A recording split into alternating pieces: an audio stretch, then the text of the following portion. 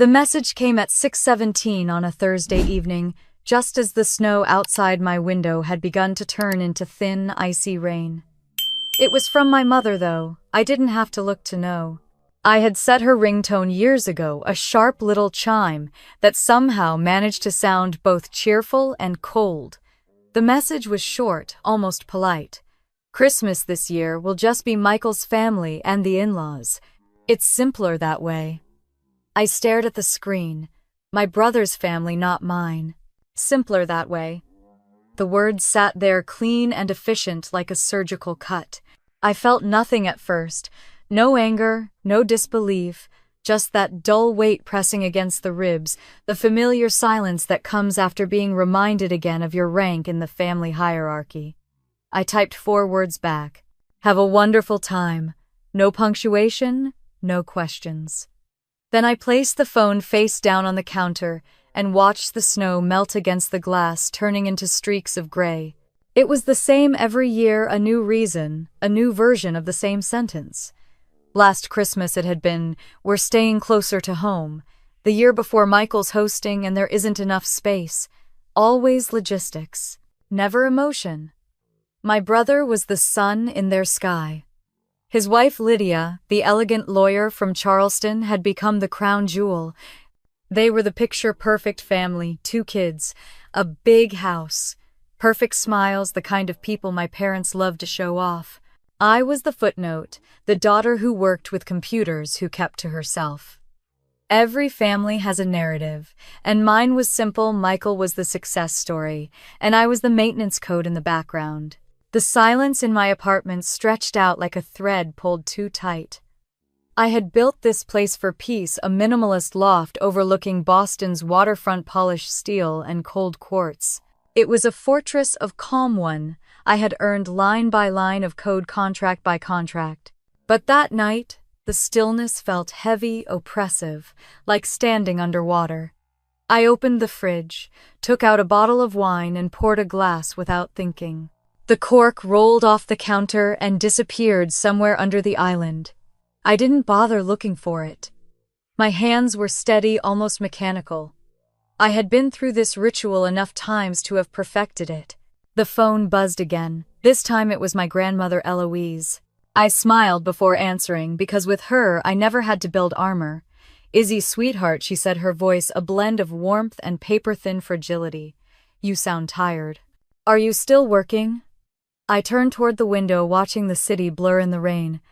"Just finished," I said softly. "How's your day?" She laughed, a low, gentle sound. I burned the gingerbread again. "Your mother told me about Christmas plans. You'll be coming, right?" Her words hit harder than the message itself. She didn't know. My mother hadn't told her. "I'm not sure yet, Grandma," I said, keeping my tone even. "I might have a work trip." There was a pause. "That's a shame," she said quietly. "It isn't the same without you." I promised to call her again soon, then hung up before the tightness in my throat could turn into something else. The truth was, I'd spent 33 Christmases waiting for my mother to look at me the way she looked at my brother. She never did. I wasn't the kind of daughter she knew how to love. I didn't fit into her curated image, the perfect Southern matriarch with perfect children and picture-perfect dinners. I was too analytical, too quiet, too independent. The daughter who didn't need to be rescued was never part of the story she wanted to tell. I finished the wine and sat at my desk. The glow from the laptop washed over my hands. The screensaver flicked away to reveal a calendar filled with meetings, contract reviews, escrow updates, compliance calls. My company, Architect Systems, had just completed a $200 million acquisition. I was the chief architect behind its security core, the part no one outside the firm ever saw but everyone relied on. My father once said I should get a real job, something stable.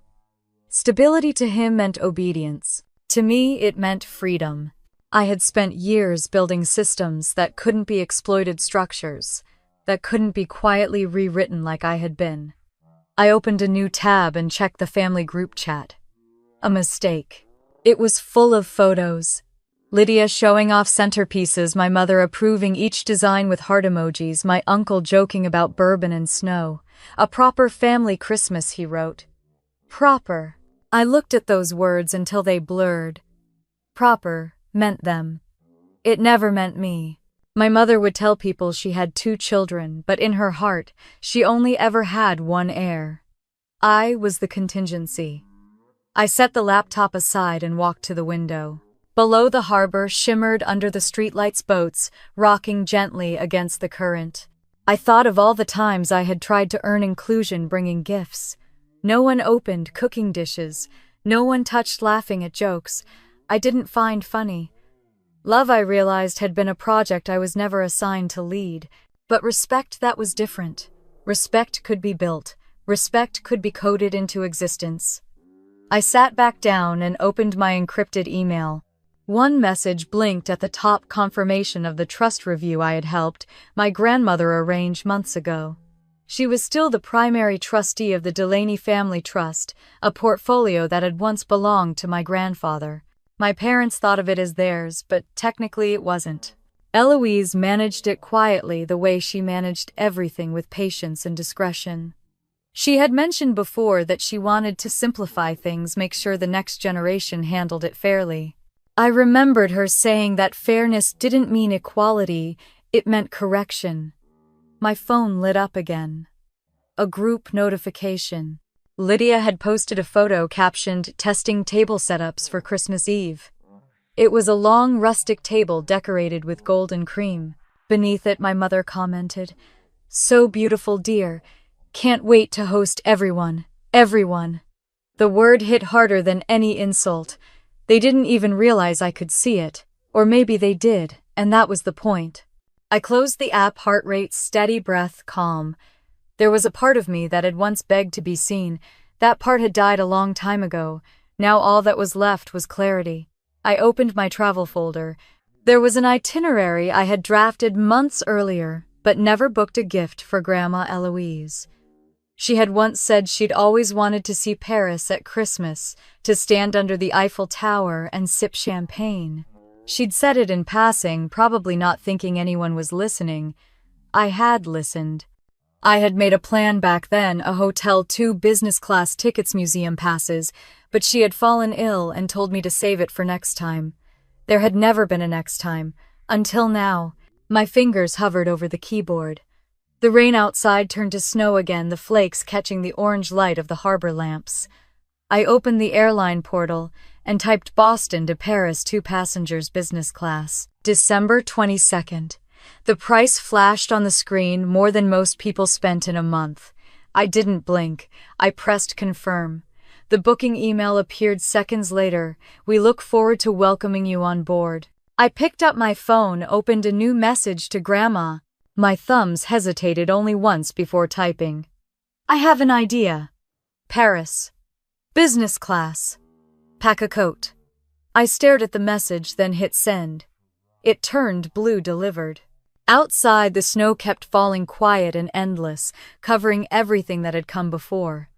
I exhaled slowly, a smile curving at the corner of my mouth.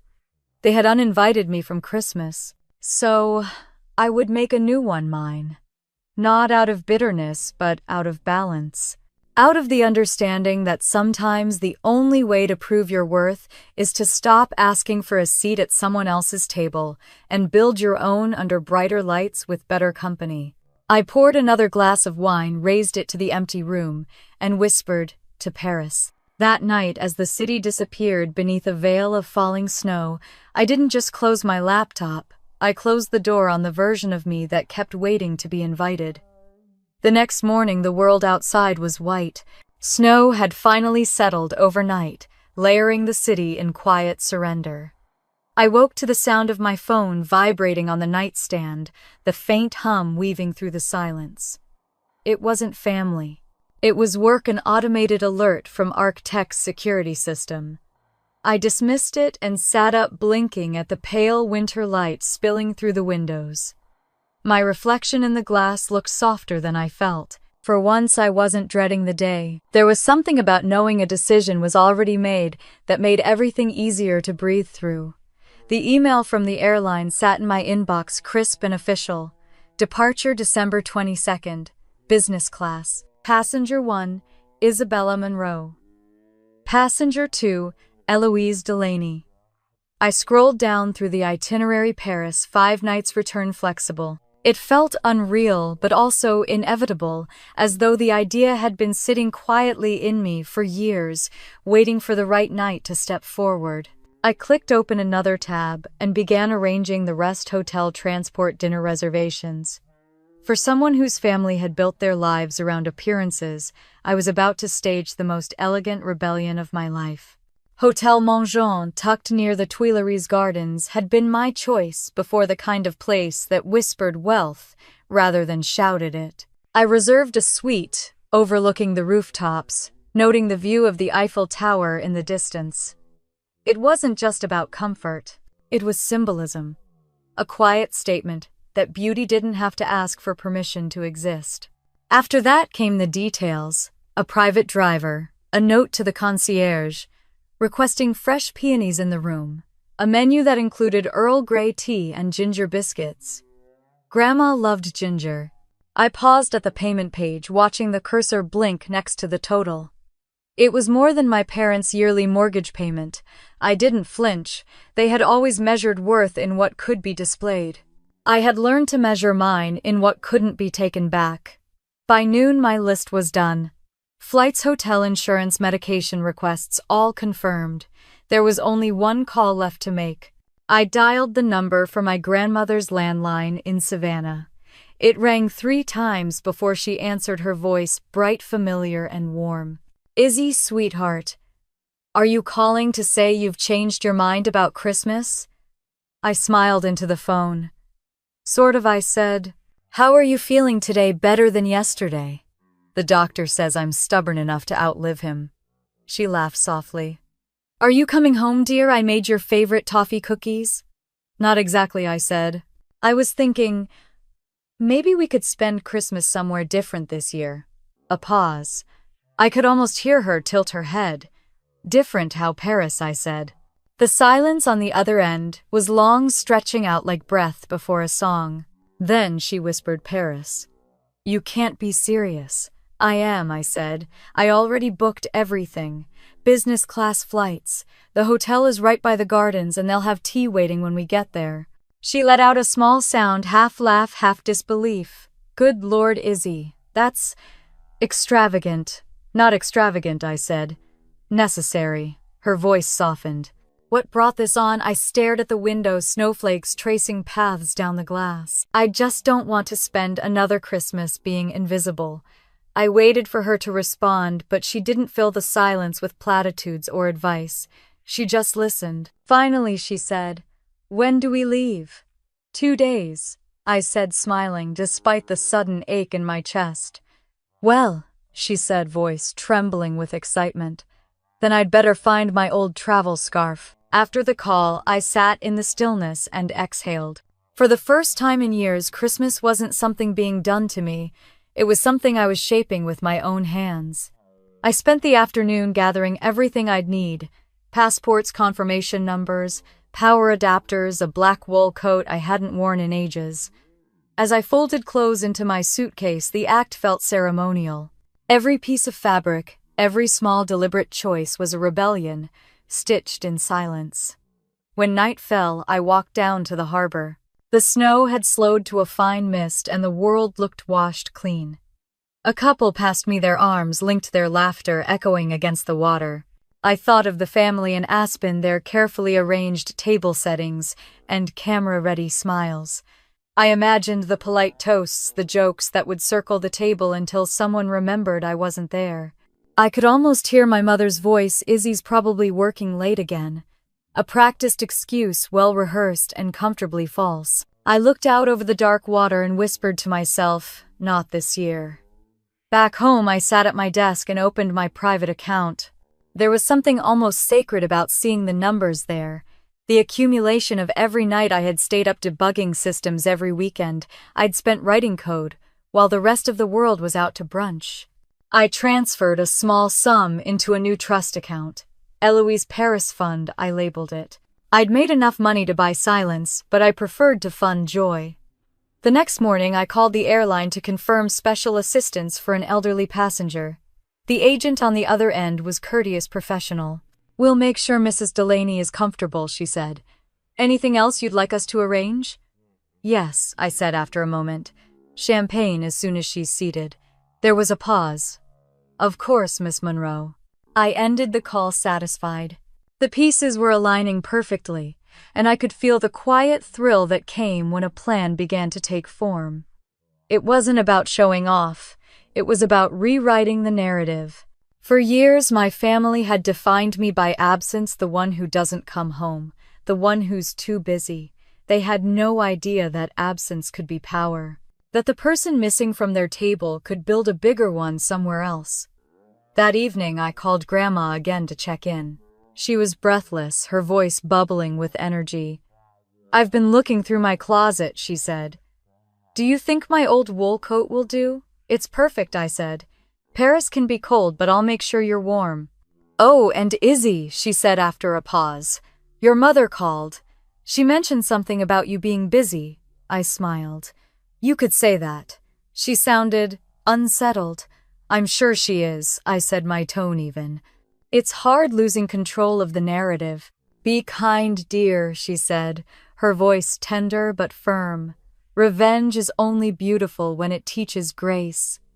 "I'm not seeking revenge," I said, though even I wasn't sure that was entirely true. "I just want a Christmas that doesn't hurt." She sighed softly. "Then, let's make it the best one we've ever had." After we hung up, I looked around my apartment. The suitcase sat by the door ready. The snow outside had stopped, and the city was quiet, blanketed in white. I poured myself a small glass of whiskey and sat on the couch, the glow of the window washing the room in silver light. For the first time in a long time, I didn't feel small. I didn't feel like someone waiting to be chosen. I felt steady, deliberate, whole. I glanced at my phone, no new messages from my parents, no last-minute apologies or explanations. Just silence. And in that silence, I felt something like peace. I turned off the lights, leaving only the view of the harbor visible in the dark. Tomorrow, I would drive to Savannah and pick up the only person who had ever looked at me without judgment. Tomorrow, I would take her somewhere she'd always dreamed of going. Somewhere that didn't require anyone's permission. Somewhere that belonged only to us. I whispered the words softly to the quiet room, testing how they sounded out loud. "Paris," I said. "Let's go to Paris." And for the first time in years, the word Christmas didn't sting. It sparkled. By the time the snow stopped falling, I already knew where I was going next, south to Savannah, to pick up the only person who'd never made me feel like a guest in my own family. The highway to Savannah was long and nearly empty, a silver ribbon cutting through frost-covered pines. The radio murmured soft jazz, low enough not to intrude on my thoughts. I'd left Boston before dawn, a thermos of coffee beside me and my suitcase in the trunk. Every mile felt like distance, not just from a city, but from a lifetime of being quiet in the wrong rooms. The snow that had blanketed the harbor had turned into thin sunlight by the time I crossed into Georgia. My mother once said the South teaches you to smile even when your teeth hurt. I had stopped smiling for her a long time ago. When I pulled into Grandma Eloise's driveway, the house looked smaller than I remembered, but warmer too. The front porch sagged a little, and the white paint on the shutters had faded to a soft gray. I sat in the car for a moment, letting the engine idle as I watched her through the window. She was setting a small table with her usual precision, a napkin folded into a triangle, a vase with one daisy. I turned off the ignition and stepped out into the crisp air. The scent of pine needles and distant chimney smoke filled my lungs. It was the smell of childhood, of the few places I had ever felt safe. The front door opened before I could knock. "Isabella Monroe," she said, her smile blooming like sunlight. "You look tired and underfed. That must mean you're successful." I laughed, stepping into her arms. She was small but steady, her embrace, familiar and grounding. "I missed you, Grandma." "Of course you did," she said, releasing me. "Everyone misses me eventually." She glanced at the car. Is that all you're bringing? For now, I said, closing the trunk. We'll travel light. Her eyes narrowed with suspicion. Travel. I followed her inside, pretending not to hear. The house smelled like cinnamon and clean laundry. The same porcelain figurines still sat on the mantel, staring down with delicate indifference. I set my bag by the stairs, and she handed me a cup of coffee before I could ask. You still take it black, she said. Some habits survive, I said, sipping. Like your gingerbread, she chuckled. I didn't burn it this time. We sat at the kitchen table, the morning light cutting through lace curtains, landing on the faded tablecloth. She studied me for a long moment. You look different, she said softly. Not tired, just decided. I guess I am. Does this have something to do with your mother's text? I met her gaze. You heard she told me she was simplifying the guest list. Her voice was calm, but her eyes had steel in them. She always did like to simplify women she couldn't control. I smiled, feeling that quiet understanding pass between us. I'm not angry, Grandma, just finished. She leaned back in her chair, nodding slowly. Finished is a powerful word, Izzy. Dangerous, too. What are you planning? Something different, I said, my tone deliberately vague. She tilted her head. Different as in practical or different as in trouble? I grinned. Somewhere between the two. After breakfast, she insisted I help her take down a box from the attic labeled Christmas 1974. Just to see if the lights still work, she said. We carried it downstairs and opened it in the living room. Inside were strings of colored bulbs, a few broken ornaments, and a tangle of silver tinsel. She pulled out an old snow globe and shook it gently. The tiny Eiffel Tower inside shimmered under the falling flakes. Where did you get that? I asked. Your grandfather bought it at a flea market, she said. I used to keep it on the kitchen window ledge. Told myself I'd see the real thing one day. Why didn't you? Her smile faltered. Life, I suppose. Someone always needed something, and I kept telling myself there'd be time later. Then later turned into 40 years. I watched her trace the edge of the glass. What if later came now? She looked up at me, eyes sharp behind her reading glasses. Izzy, what are you up to? I sat beside her, holding the snow globe between us. I booked the flights. We're leaving tomorrow. Paris. You and me. For a moment, the only sound was the faint hum of the refrigerator. Her hand trembled slightly, then stilled. You're not joking. No. Her eyes glistened, not from shock, but something deeper, like she was holding back a part of herself that hadn't been allowed to breathe for years. Paris, she whispered. I used to imagine the air there smelled like sugar. It smells like freedom, I said quietly. She laughed softly, brushing away a tear. You don't even speak French. Money's a universal language. She stared at me, then shook her head. Your mother will lose her mind. She already did, I said. This isn't about her anymore. Eloise leaned forward, studying me the way she used to when I was a child trying to explain my logic puzzles. You've thought this through every detail. Flights, hotel, wheelchair assistance at the airport, medical clearance from your doctor. I even called your pharmacy. Her eyes widened. Good Lord, you're serious. Completely. She leaned back, smiling through disbelief. My daughter will call it irresponsible. She can call it whatever she wants, I said. We'll be on another continent. Her laughter filled the room, bright and unrestrained.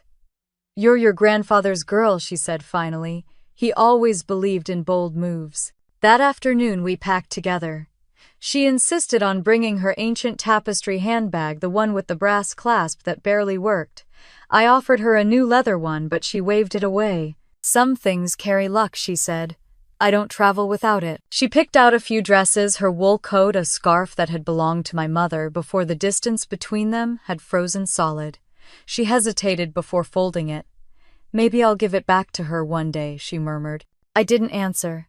By evening, the house looked like it was holding its breath. The suitcases sat by the door, her passport gleaming under the lamp.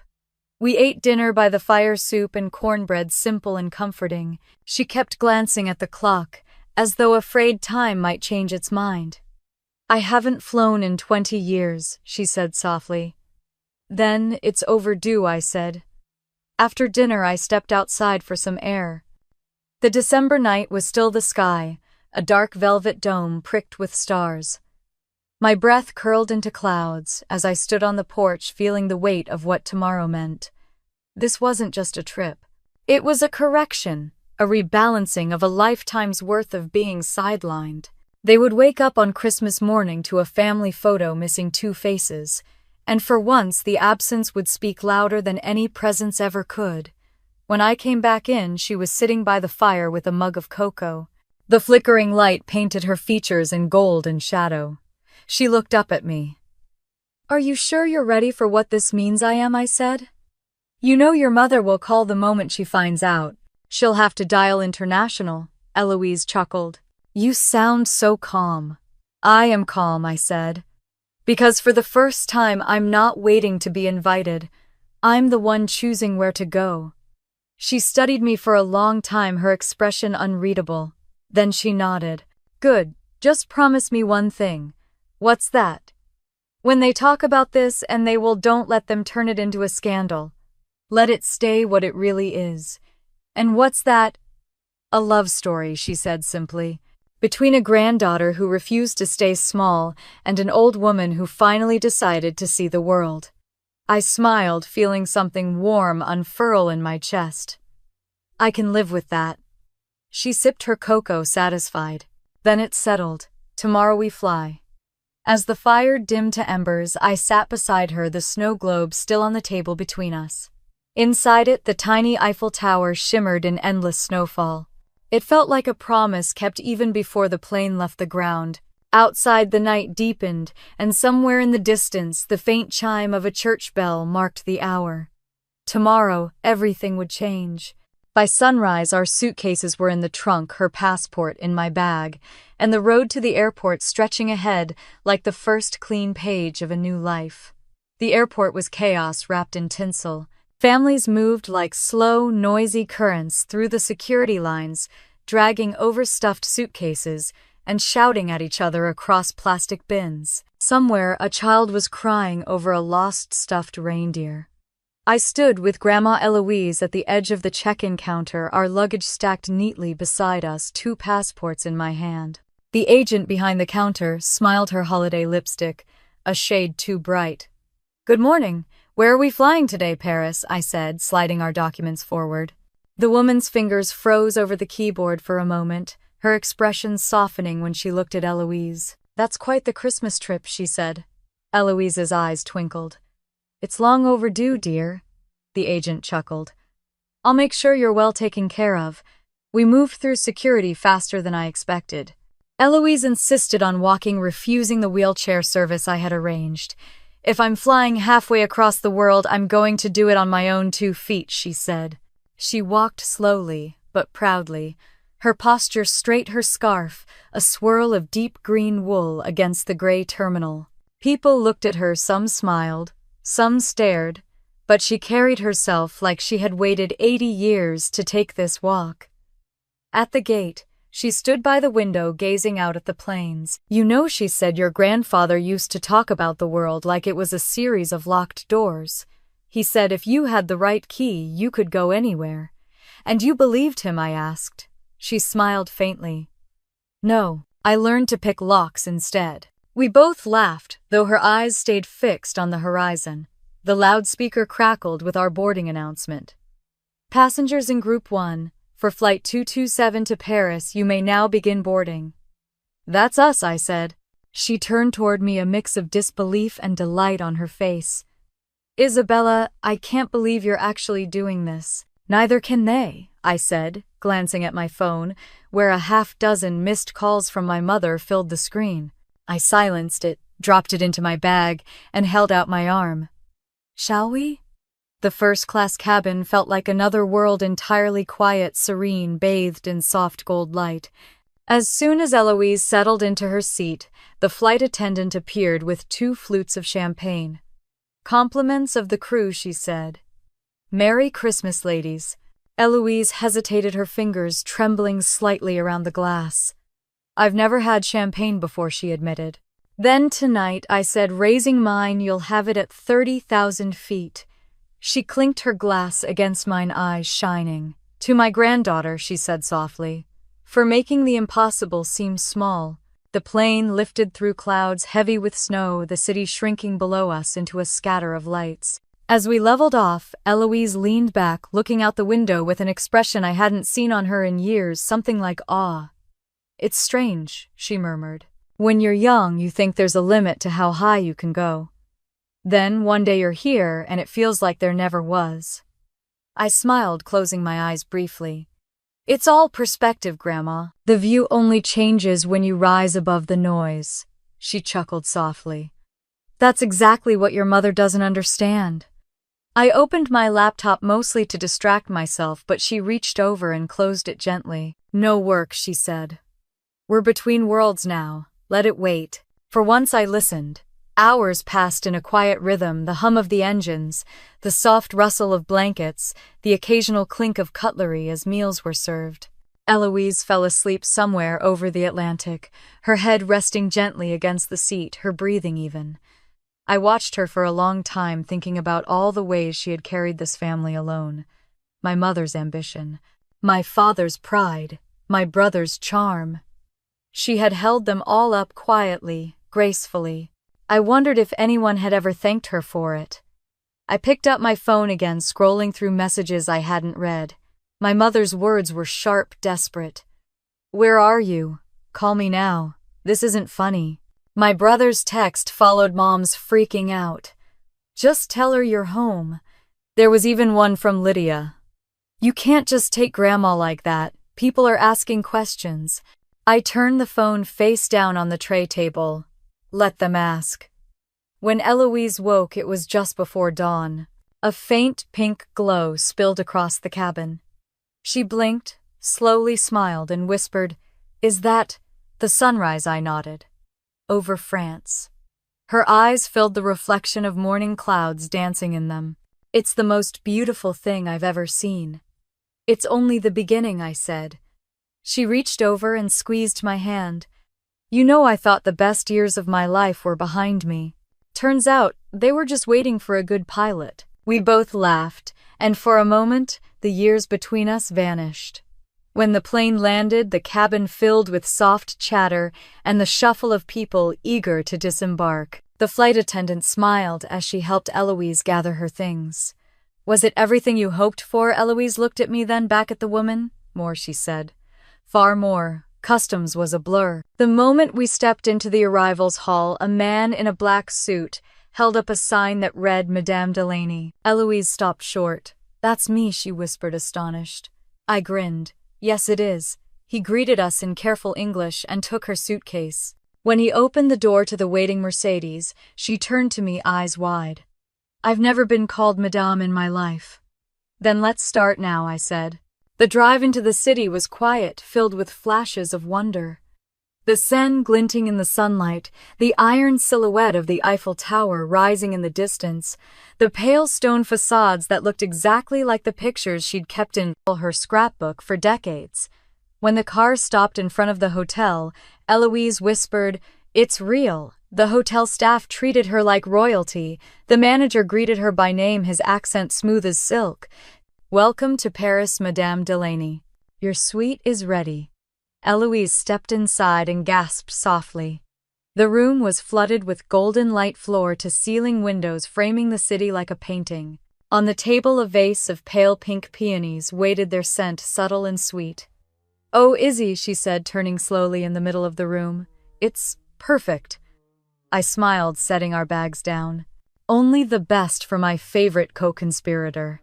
She walked to the balcony, her hands trembling as she pushed open the glass doors. The city stretched before us, rooftops, spires, distant bells. She took a deep breath of the cold air and closed her eyes. "I can't believe I'm really here." "You earned it," I said quietly. She turned back, her gaze steady. "And you did too, my dear.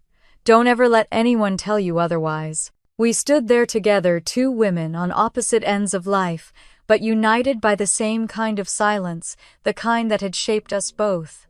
Down below, Paris moved like a heartbeat.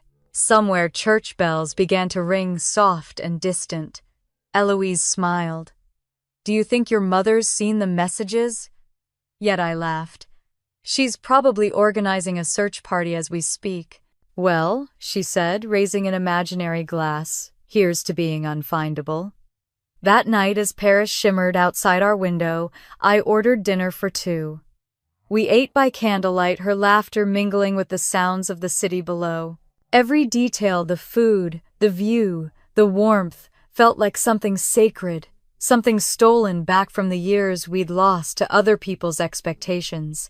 Before bed, I checked my phone one last time. More missed calls. One new message from my mother. "You've made a mistake, Isabella. We need to talk." I stared at it for a moment, then deleted it. Eloise's voice floated from the bedroom. "Izzy, come look." The towers sparkling, I joined her at the window. The Eiffel Tower blazed to life, in white lights shimmering against the night. She reached for my hand. "Promise me something," she whispered. "Anything. Don't let this be about them. Let it be about us." I nodded.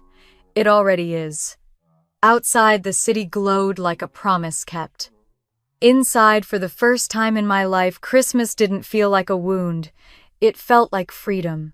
As the lights of Paris began to shimmer beneath the clouds, Grandma Eloise reached for my hand and whispered, "Promise me this isn't a dream," and I smiled, knowing the real journey was only just beginning. Paris greeted us like a secret finally told. The air was cold and damp, carrying the scent of roasted chestnuts from a street vendor and the faint echo of an accordion playing somewhere far away. Eloise stepped out of the car and just stood there, her gloved hand pressed to her mouth. "Oh, Izzy," she whispered. "It's exactly how I imagined it." "No, it's better." The driver unloaded our luggage as the hotel porter appeared, offering a polite bow. The golden letters above the entrance gleamed against the gray sky, La Grande Étoile. The marble steps shone as if waiting for her. She climbed them slowly, taking in every detail, the wreaths on the doors, the chandeliers visible through the glass, the hum of quiet luxury. Inside, the lobby smelled faintly of lilies and wax. A pianist played softly by the fire. The manager greeted us in flawless English. "Miss Collins, Madame Delaney, welcome. We're honored to have you. Your suite is ready." Eloise turned to me, her eyes glistening. "They know our names." I smiled. They should. Our suite was a dream made tangible, tall windows draped in cream velvet armchairs, a marble fireplace already glowing. The city stretched beyond the balcony, the Eiffel Tower rising like a promise through the mist. Eloise walked straight to the window, her fingertips grazing the glass. "I used to have a postcard of that," she murmured. "It hung by my vanity mirror for 40 years. Now you have the real thing," I said. She turned, her voice trembling with disbelief. "And you did all this for me?" "For us," I corrected. We unpacked slowly, deliberately. Eloise lined her pills on the bedside table as if arranging tiny pieces of control. I hung up her gray wool coat, smoothing the fabric the way she used to smooth my hair when I was a child. Every gesture felt like an undoing of years that had separated us, distance, silence, misunderstandings, stitched together by small kindnesses. When she found the new dress waiting for her, soft dove gray cashmere wrapped in tissue, she gasped. "Oh, Izzy, it's beautiful. It's for dinner tomorrow night," I said. "You're going to look incredible." She smiled, tracing the fabric with her fingers. "I haven't dressed up in years. Your mother always said I was too old for all that." I said nothing but the words carved deep. That evening, I ordered tea service to the room. A silver tray arrived, fine china cups, macarons, lemon tarts, so perfect they looked unreal. Eloise took a sip, her eyes closing. "I don't know what this tea is, but I might marry it." We both laughed. It felt good to laugh. Afterward, I set up the new phone I'd bought her, showing her the single icon on the screen with my face. "If you ever need me," I said, "you just press that." She tilted her head. "And you'll answer anywhere in the world?" "Anywhere," I said. She nodded, impressed. Technology really is a kind of magic. Later, while she dozed on the sofa, I stood at the window watching the traffic swirl below. I thought about the people back home, the perfectly curated dinner table, the polished silver, the laughter they'd rehearsed for their in-laws. I imagined my mother's face when she realized I wasn't answering her calls. Somewhere in the distance, a church bell rang 6 times. It felt like a countdown to something inevitable. My phone buzzed again. Another message from my brother Nathan. "Mom's losing it. Just tell her you're safe." Then a second one followed. "She says you kidnapped Grandma." I almost laughed out loud. Kidnapped. The woman was sitting in a 5-star hotel suite, eating lemon tarts and planning which scarf matched her dress. I took a photo of her asleep on the sofa, her face serene in the golden light.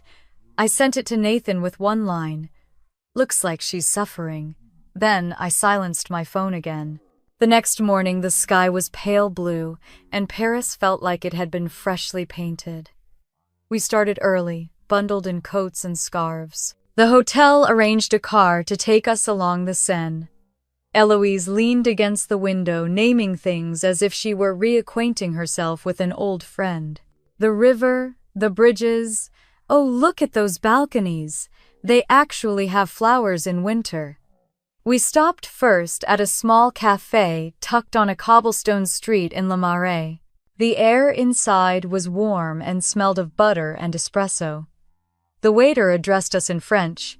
I responded haltingly, earning a proud nod from Eloise. "You learned French for this enough to order croissants and champagne," I said. We sat by the window watching the city wake up. She ate her croissant, slowly savoring every bite like it was her first and last. "When I was young," she said, "I thought happiness had to be earned. Now I think it's just something you have to allow." I looked at her at the light, catching the silver strands in her hair. "Then let's allow it, Grandma." After breakfast, we visited the art museum. I'd arranged a private viewing of the Monet exhibit. When we entered the gallery, Eloise's breath caught. There it was, the painting from her postcard. The water lilies, the soft brushstrokes of light. She stepped closer, tears in her eyes. I never thought I'd see it with my own eyes. The curator stood respectfully behind us. "Take as much time as you like," he said. Eloise just stared at the canvas, her hand trembling, as she reached out not to touch, but to feel the air between her and the art she'd dreamed of for a lifetime. "It's like seeing my own memories," she whispered. I watched her in silence, realizing this trip was never really about revenge or proving a point. It was about restoration, about giving her back something the world and our family had taken. When we left the museum, the light had changed. The streets glowed gold and the chill in the air had softened. Eloise looped her arm through mine. "You know what I think?" "What I think? This is the first Christmas that actually feels like one." That night, I ordered dinner in the hotel's private salon, just the two of us. Candlelight flickered against the crystal glasses. A small string trio played near the fireplace. Eloise wore the gray dress, and I thought she had never looked more beautiful. Partway through dinner, she leaned closer. "Your mother called me last week before all this," she said. "She wanted to make sure I wasn't lonely. But I think what she really wanted was to make sure I didn't cause a scene." I raised an eyebrow. "Did she mention me?" "She said you'd been difficult lately." I laughed softly. "That's their favorite word for me." She nodded. "It's also what they call anyone who refuses to stay small." For a while, neither of us spoke. The violinist began playing something soft and melancholy, and Eloise smiled faintly. "You know," she said, "you remind me of myself. The younger version. The one who never got to be." I took her hand. "Maybe we're both getting another chance." She squeezed it gently. "Maybe we are." Later, when she went to bed, I sat alone on the balcony. The Eiffel Tower sparkled in the distance, the city murmuring below. My phone buzzed again. This time it wasn't my mother or brother. It was my Aunt Ruth. "Everyone's talking, Izzy. You've really stirred the pot. Your mom says you'll regret this." I stared at the message for a long time before replying. "Maybe. But not tonight." The night air was cold against my skin, but it felt good, real. I looked through the window at Eloise sleeping peacefully and realized something had shifted inside me. I wasn't angry anymore. I was awake. Somewhere far away, the phone on my nightstand blinked again. I ignored it. The next morning, I knew the real storm would begin. That night, as I drifted to sleep to the sound of Paris traffic below, I had no idea that by morning our quiet escape would become the headline of a family scandal thousands of miles away. The first messages came before breakfast. I woke to the sound of my phone buzzing across the marble nightstand, the screen lighting up again and again with the same names: Mom, Nathan, Aunt Ruth. I let it vibrate until the battery nearly died. The city outside our window was pale and quiet, the Eiffel Tower still ghostly in the morning mist. Eloise was already up, sitting by the window in her robe, sipping tea and reading the hotel's French newspaper upside down. "You're famous," I said, yawning. She looked up confused. "What do you mean?" I tossed her my phone. "Apparently word got out that we're not spending Christmas in Florida." Her eyes scanned the flood of messages, her brows lifting slightly. "They're panicking," she said. "Your mother says you abducted me." I poured myself coffee. Her words, not mine. Eloise chuckled, setting the phone down. "You know what this reminds me of? When I eloped with your grandfather, my father called the police. Did they find you?" "They didn't even look," she said, smiling. "He didn't really want me back. He just wanted control." Her voice softened as she looked back at the window. "Some people mistake control for love. Your mother's the same way."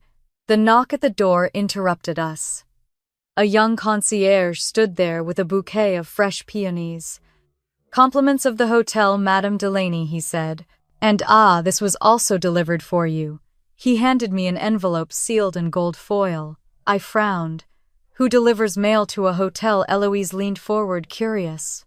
"Open it." Inside was a crisp ivory card. "Miss Collins, please contact your family.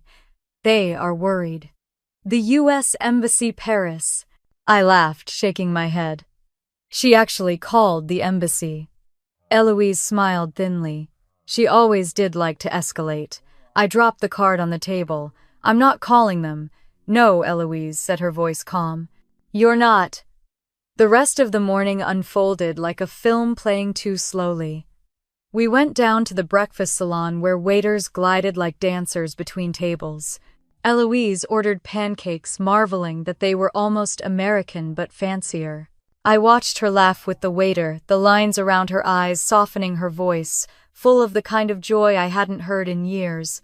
For a moment I forgot there was a storm brewing across the ocean. When we returned to the suite, I checked my email mostly out of habit.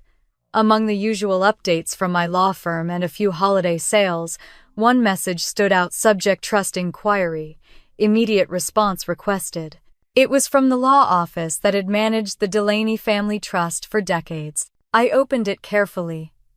"Miss Collins, your grandmother has contacted our office with requests to revise her estate documents. Before proceeding, we require your confirmation for coordination, as she has named you as primary consultant. Please advise availability for a virtual meeting within 24 hours. I turned to Eloise. "Grandma, what did you do?" She didn't even look surprised. "Oh, I made a few calls yesterday before dinner. It's time I cleaned up some old paperwork." "Cleaned up?" I repeated. She shrugged, folding her napkin neatly. "It's my money, darling. I might as well decide where it goes while I can still hold a pen." I sank into a chair. "You're changing the trust?" "I'm updating it," she said. "And before you ask, no, I'm not doing it out of spite. I'm doing it because I finally see clearly who's earned my faith and who hasn't." Her tone was steady, but there was an undercurrent of steel in it. "Grandma, you know they're going to lose their minds." She smiled faintly. "Then let them. Perhaps losing their minds will help them find their conscience." That afternoon, while she napped, I joined the video call with the law firm. The lead attorney, a silver-haired man named Mr. Wainwright, greeted me politely. "Miss Collins, I understand you're in Paris with Mrs. Delaney. She has requested several amendments. I'd like to confirm your understanding before proceeding." "I understand perfectly," I said. He adjusted his glasses. "One of the proposed changes includes designating you as successor trustee. That would transfer fiduciary control upon her passing." I nodded slowly. "She's aware of the implications fully," he said. And I might add she was quite specific about her reasons. Her words were, and I quote, "I prefer the family realist to the family performer." I couldn't help but smile. That sounds like her.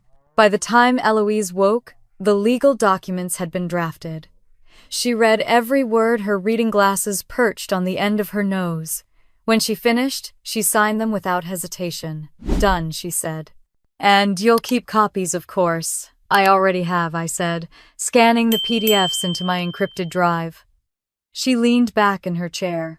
"Good. Now let's have tea. I feel lighter already." That evening I took her out for a walk along the Champs-Élysées. The city glowed with holiday lights, strings of gold and white swaying gently in the cold breeze.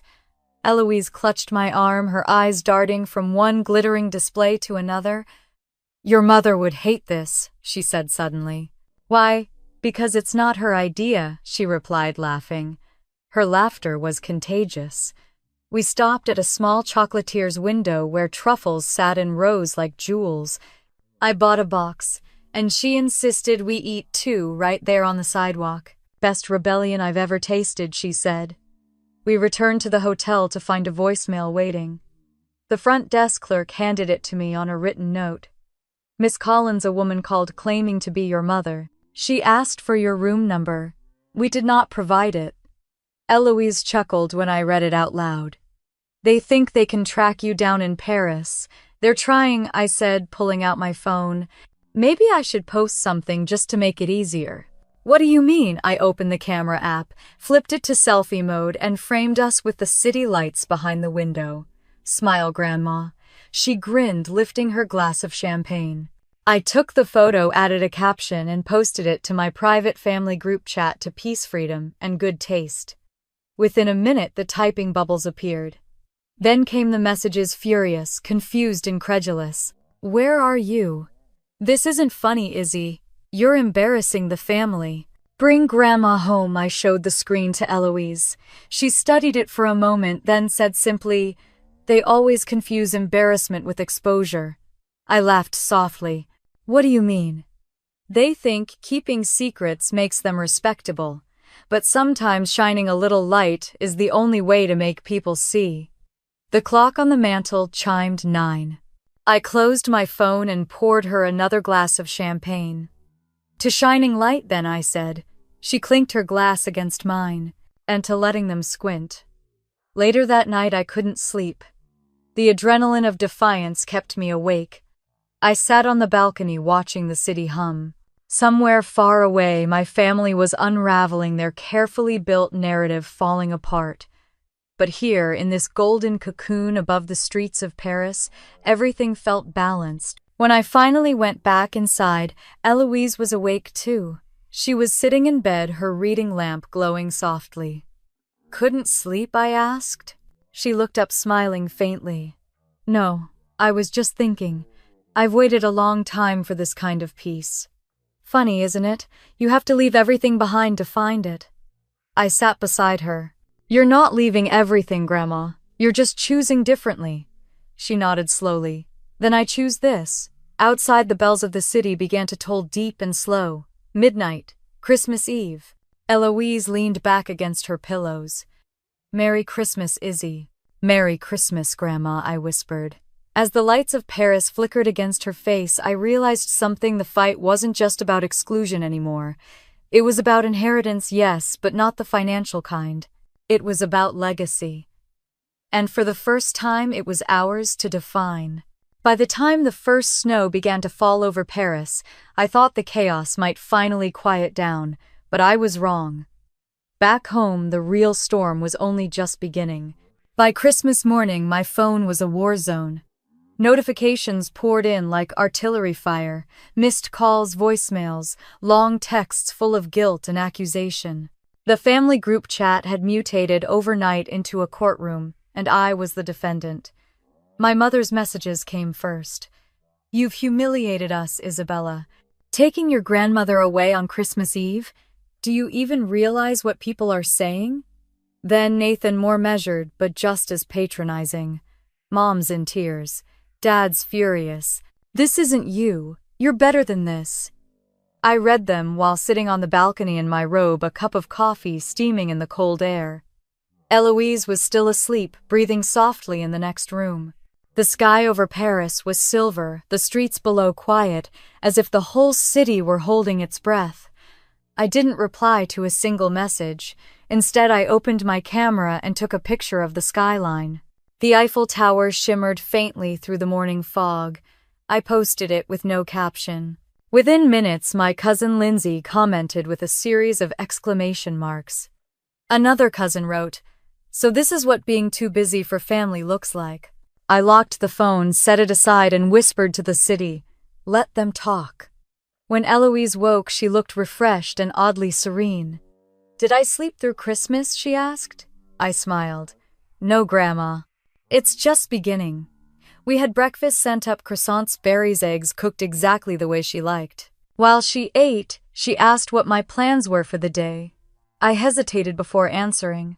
I thought we might visit the bridge across the Seine, the one in all those paintings. "And later there's somewhere I want to take you." She raised an eyebrow. "Somewhere mysterious. Somewhere important," I said. The concierge had arranged a car for us again. When we stepped outside, the air smelled like rain and wood smoke. Eloise wore her gray dress with a wool shawl, her posture proud, her eyes sharp. As we drove through the narrow streets, she turned to me. "You've been quiet this morning," she said. "Something's on your mind." I glanced out the window. "They're angry." "Who, my parents? Nathan? The whole committee back home?" Eloise chuckled. "Of course they are. You've upset the choreography. They built their world around performance, and now you've changed the stage lighting." "I didn't mean to start a war," I said softly. "Sweetheart," she replied, "you didn't start it. You just stopped pretending it wasn't happening." Her words settled into me like truth I'd always known. We crossed the river. The Seine shimmered under a blanket of pale sunlight. The bridge was quiet except for the occasional tourist. Eloise walked slowly to the middle, resting her hands on the cold railing. "You know," she said, "when I was your age, I used to dream of standing right here. I even saved money for the trip once." "What happened?" I asked, though I already knew. She smiled sadly. "Life happened. Then your mother happened. Then Mark, your uncle, and all the rest. There was always something more urgent than my dreams." I slipped my arm through hers. "Then let's fix that." She nodded, looking out at the water. "It's strange. The longer you live, the more you realize that love without respect feels a lot like captivity." Her words hit me hard. When we returned to the hotel, something unexpected was waiting. The concierge handed me a small package and a note. From the United States consulate, it read. Inside was a sealed envelope with my name typed in bold. I opened it to find a printed message. "Miss Collins, please contact your family. They have filed a welfare concern with U.S. authorities regarding your grandmother's safety." Eloise's laughter rang through the marble lobby when she read it. "They think I'm being held hostage," she said. "I haven't had this much fun in years." The absurdity of it all made me laugh too, though a part of me knew it wasn't really funny. It was control disguised as concern. It always had been. Upstairs, Eloise rested while I answered a few work emails. Then impulsively I opened the family group chat again. The messages were still coming. My mother had written an essay-length text about family values and public image. My father added a line about reputation. Nathan wrote, "Mom says you're making Grandma do things that aren't good for her health. She's 80, Izzy. Be reasonable." I took a deep breath and typed one message. "She's 80, Nathan, not invisible." Then I put the phone away for good. That afternoon, we went to the small jewelry boutique I had found online the night before. The owner, a woman in her 60s with dark hair pinned elegantly back, greeted us warmly. "Ah, yes, the custom order," she said when she saw me. She disappeared into the back and returned with a velvet box. Inside was a delicate gold bracelet engraved on the inside with the words, "Freedom has no age." Eloise gasped softly. "Oh, Izzy!" I clasped it around her wrist. "It's not just jewelry, it's a declaration."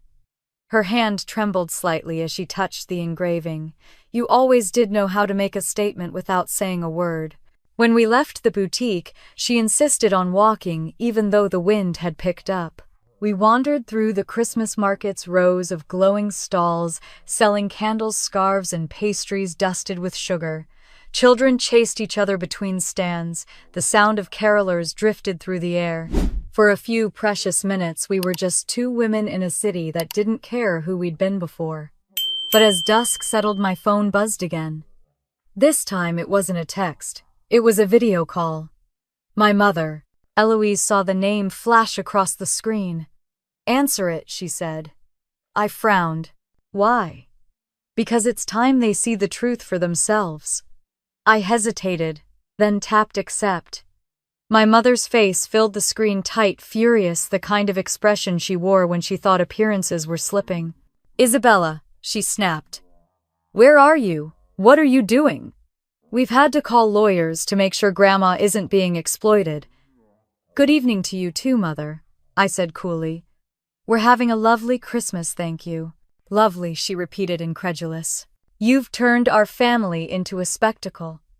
Your cousins are gossiping, your father's humiliated." "Then maybe you shouldn't have left me off the guest list," I said. Her mouth opened, then closed. "That's not the point." "It's exactly the point," I replied. "You didn't want me there because I didn't fit your perfect picture. You thought if you erased me from Christmas, I'd just disappear quietly." Eloise stepped into the frame, her posture regal. "Carol," she said, her voice calm, "but cutting your daughter didn't erase anyone. She gave me the best Christmas of my life. I'm safe, I'm happy, and for once I'm being treated like I matter." My mother's eyes widened. "Mother, what are you saying?" "I'm saying," Eloise replied, "that I raised one daughter with courage and she's standing right next to me." For a moment the screen went silent. My father appeared behind my mother, his voice deep and tight. "Evelyn, this isn't you. Leah's manipulating you." "My name's Isabella," I said sharply. He ignored me. "We can sort this out when you come home. There's still time to undo this mess." Eloise smiled faintly. "I'm not coming home. At least not to that home." "Mom, please," my mother began. But Eloise lifted her hand. "You'll receive a call from my attorney in the morning," she said. "Merry Christmas." And with that, she ended the call. I stared at her, stunned.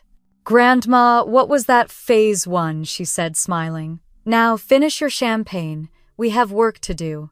That night, while the rest of the world celebrated, we sat side by side at the window, the Eiffel Tower glittering in the distance. She told me stories I'd never heard, of her first love, of sacrifices she'd made, of the quiet ache of always being second to someone else's comfort.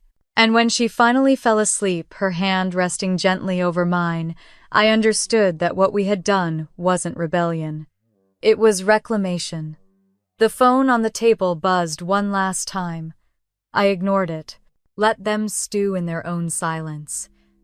Outside, Paris shimmered alive, defiant, free. That night, after Grandma ended the call with a calm that could silence thunder, I knew something irreversible had begun, and by morning her next move would change everything. The morning after Christmas, Paris felt different, still beautiful but sharper, like the city itself was holding its breath. The sun cut across the rooftops, turning every window into a blade of light. Eloise was already awake when I came out of my room, dressed in her robe, reading glasses perched on her nose, a cup of coffee steaming beside her. She looked almost too calm. "I was wondering when you'd get up," she said. "The lawyer called." I froze halfway to the table. "Which lawyer?" "Mr. Wainwright. He's ready to finalize the trust amendments today." She said it like she was talking about grocery shopping. "Today, yes. He's sending a Paris-based associate to handle the paperwork." She smiled faintly. "It's a good day for housekeeping." I sat across from her, still half asleep, trying to process the weight of what she'd just said. "Grandma, once you sign those papers, there's no undoing it.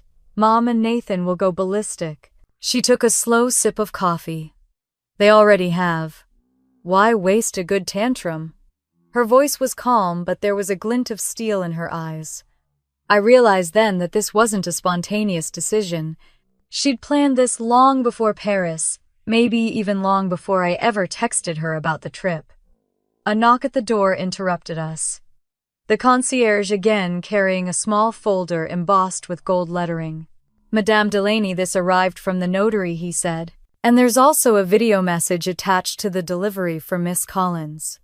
"Mercy," I said, taking the envelope. He bowed slightly and left. Eloise motioned toward the folder. "Open it." Inside were the legal documents, formal heavy with signatures, stamps, and seals, and a note clipped to the top: virtual witness session scheduled for 5 p.m. Paris time. The video message was from Mr. Wainwright himself. "Good morning, Miss Collins. Your grandmother has expressed absolute clarity regarding her decisions. As requested, I've included the amendments to designate you as successor trustee and establish the Delaney Foundation for Women in Technology. A representative from our French partner firm will arrive shortly to notarize. Please ensure your grandmother reviews the final version in full." I played the video twice just to be sure I hadn't imagined it. "You're starting a foundation," Eloise smiled. "You inspired it." I blinked. "Me you," she said. "You took what the world threw away and built something from it. That deserves to live on." I didn't know what to say. We spent the day walking along the river, though neither of us really saw the sights. The conversations drifted from small talk to memory, and back again. She told me about her own mother, a woman I'd never met who had lived her life quietly behind other people's dreams. "She was brilliant," Eloise said, watching the water, "but she never had the luxury of being seen." "She would have liked you," I said. Eloise smiled. "She would have liked you more." By the time we returned to the hotel, the light was fading. The lawyer's representative was already waiting in the lobby, a polished man in a dark gray suit, holding a leather briefcase. "Madame Delaney, Miss Collins," he said, bowing slightly. "I am Monsieur Arnaud from Wainwright and Frères. We are ready when you are." Eloise gestured for him to follow us upstairs. The suite suddenly felt smaller once the paperwork was laid out. The air thickened with formality. Arnaud explained every clause carefully in English, his voice even and professional. When he finished, he turned to Eloise. "Madam, do you understand the terms of this amendment?" Eloise adjusted her glasses, her expression sharp. "I do.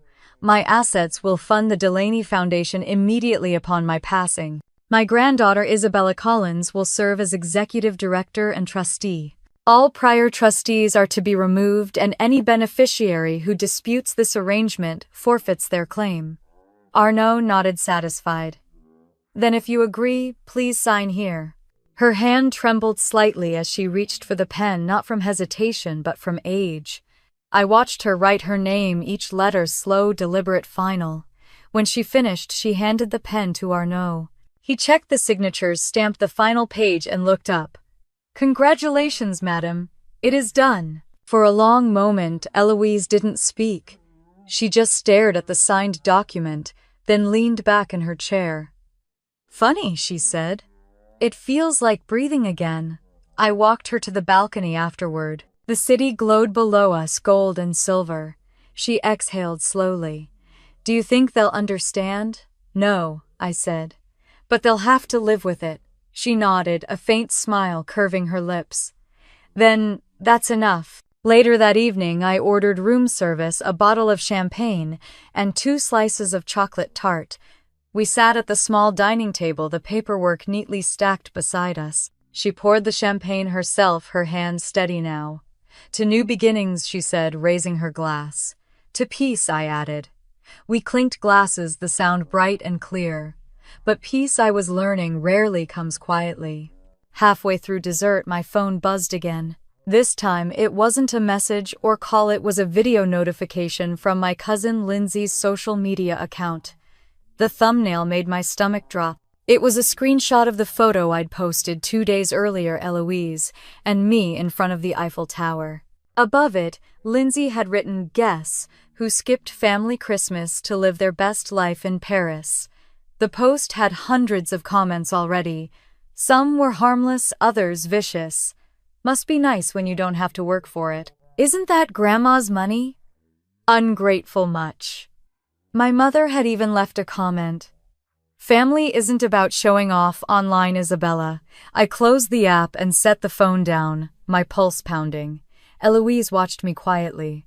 They're talking, aren't they? I nodded. They always are. She sipped her champagne. Let them. Gossip is just free advertising for the truth. Her calm was almost unnerving but comforting too. You're not angry, I asked. Oh, I am, she said, smiling faintly. But anger is only useful when you aim it correctly. Her words hung in the air like a spark. We finished dessert in silence, the glow from the city washing over us. Eloise leaned back in her chair, her bracelet glinting in the candlelight. You know, she said softly, I think I was waiting for this moment my whole life. The moment I stopped apologizing for being inconvenient. I looked at her, the woman everyone had underestimated, written off, ignored. You've never been inconvenient, Grandma. You've just been extraordinary in a room full of people who didn't notice. Her eyes shimmered, but she didn't look away, and now they will. When she finally went to bed, I stayed up alone. I opened my laptop and drafted an email to Mr. Wainwright. Subject: Next steps for foundation activation. I listed the documents, the contact information for the U.S. office, and the date for formal registration. Then, almost as an afterthought, I attached one of the photos from that afternoon, Eloise signing the papers, her hand firm, her expression radiant. Before hitting send, I added one last line. Thank you for helping her make history. Outside, the wind carried the faint sound of church bells. Somewhere down the street, someone laughed. I closed my laptop and looked out at Paris, the city that had become our witness. Tomorrow, I knew the storm back home would reach its peak. But for tonight, it was just us two women who had stopped asking for permission to exist. That night, as I sent the final email confirming the Foundation's activation, I had no idea that by dawn, our quiet victory in Paris would ignite a scandal powerful enough to shake the entire Delaney family back home. By the time the sun climbed over the rooftops of Paris the next morning, the fallout had already begun. My phone was filled with notifications, articles, tagged posts, even a few emails from journalists. Someone in the family, probably Lindsay, had leaked the news about the trust amendment. The headline glared up at me from my screen: heiress granddaughter named sole trustee in Delaney family estate, shake up. I stared at it for a long time, the words blurring slightly. Eloise walked into the room, tying her silk robe around her waist. What's that look for? She asked, pouring herself coffee. They know, I said. Her eyebrows rose slightly. Of course they do. Good news travels fast when it's bad for someone else. I turned the phone so she could see. They made it public, Grandma. This isn't just family gossip anymore. It's on the internet. Eloise took a sip of her coffee, utterly unbothered. Then let the internet have its fun. I've lived long enough to know that truth and outrage have the same shelf life, about 3 days. But they'll call it manipulation, I said. They'll say I forced you. She cut me off with a quiet laugh. They can say what they like. I wasn't coerced. I was finally awake. Her calm steadiness was infuriating and inspiring all at once. I admired it even as I felt the anxiety rise in my chest. The phone buzzed again. This time it was a video call request. My mother. The timing was too precise to be a coincidence. She's not going to stop, I muttered. Answer it, Eloise said. I hesitated. She'll just twist this around, make it sound like I've poisoned you. Eloise looked at me, her expression firm. Then let her speak. But remember, you don't owe her an explanation, I answered. My mother's face filled the screen, her voice already trembling with accusation. Isabella, what in God's name have you done? Do you have any idea what this means for our family? Good morning to you too, Mother, I said flatly. You've made us look like fools, she continued. People are calling, asking questions. Your father is furious. You've humiliated him in front of his colleagues. What kind of daughter does that? The kind who was never invited to Christmas, I said. Her lips tightened. Oh, for heaven's sake, stop dramatizing. Stop pretending, I interrupted. You cut me out. You said it was about space, but it wasn't. You didn't want me there because I didn't fit your picture of a perfect family. Now you don't get to complain that your perfect image cracked. For a moment she didn't speak. Then quietly, "Is this about money, Isabella? Is that what this is?" "No," I said, my voice low and even. "This is about respect. Something I learned to live without for far too long." Eloise moved into the frame beside me, her presence like a shield. "Carol," she said, her voice smooth as glass, "I suggest you stop assuming that everything in this world belongs to you. My assets, my decisions, my legacy, they are mine to give, and I have chosen where they go." My mother's eyes widened. "Mother, you're being reckless. You're letting her manipulate you." "Manipulate?" Eloise laughed softly. "If only you knew how much strength it takes to stop being manipulated." Before my mother could respond, Eloise ended the call with one tap. The screen went black. The silence afterward was thick and electric. "I think that went well," Eloise said dryly. I let out a shaky breath. "You realize she's probably calling lawyers right now." "Good," she said, smiling faintly. "That'll give Wainwright something to do." The rest of the morning passed in uneasy quiet. I tried reading the paper, but my mind kept spinning. I could practically feel the ripple of outrage crossing the Atlantic, spreading through cousins, uncles, second cousins, the entire Delaney web unraveling one thread at a time. Just after noon, the hotel phone rang. The front desk clerk's voice was polite but nervous. "Miss Collins, I have a call from a Mr. Harrison, the Delaney Trust Administrator. He says it's urgent. Put him through," I said, though my stomach clenched. "Miss Collins," Mr. Harrison's voice came formal and hesitant. "I'm calling to inform you that your grandmother's new directives have already been challenged. Your mother and uncle have filed an intent to dispute the amendments." Eloise rolled her eyes. "Of course they have." However, Harrison continued, "The documents were properly executed and notarized under French jurisdiction, witnessed by both our firm and a licensed notary. Legally, they have little ground." "Meaning?" I asked. "Meaning they can scream all they like," he said carefully, "but they can't reverse what's done." Eloise smiled. "Thank you, Mr. Harrison. I'll be sending you a Christmas bonus for putting up with their nonsense." When the call ended, she turned to me. "Well, darling, it appears the revolution has begun." The phrase made me laugh despite myself. "You sound like you've been waiting for this." "Maybe I have," she said. "A lifetime of being told to be quiet prepares you well for the moment you finally speak." That afternoon, we decided to get some air. The sky had cleared after a light rain, the streets glistening like glass. We walked through the Tuileries gardens, past bare winter trees, and small groups of tourists taking photos. Eloise walked slowly, her hand looped through my arm. "You know what they'll never understand," she said softly, "that this isn't revenge. It's justice." "Sometimes I can't tell the difference," I admitted. She smiled. "Justice feels lighter. Revenge leaves you hollow. You'll know the difference in your bones." I thought about that as we reached the fountain in the center of the garden. A young couple stood nearby, laughing, tossing bits of bread to pigeons. Eloise watched them for a long moment. "I used to think success meant being admired," she said. "Now I think it just means being free from people's opinions." I nodded, realizing she was right. Back at the hotel, another message was waiting. This time it wasn't my mother or the trust lawyer, it was